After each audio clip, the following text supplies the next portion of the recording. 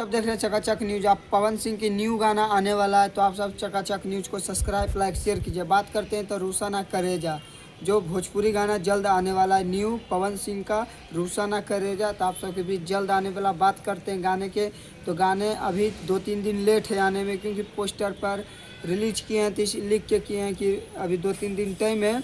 और बात करते हैं गाने के, तो प्रियांशु सिंह म्यूजिक दिए हैं और पावर स्टार पवन सिंह गाना गाए और शिल्पी राज गाना गाए हैं।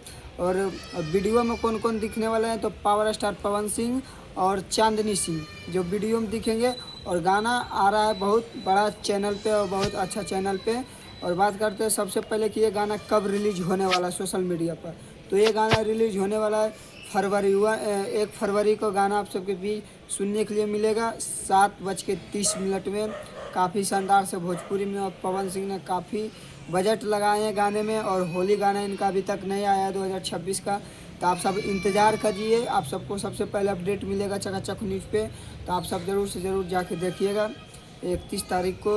और 30 तारीख को इनका आ रहा है अरविंद अकेला कल्लू के, और 1 तारीख को आ रहा है पावर स्टार पवन सिंह के। तो नेक्स्ट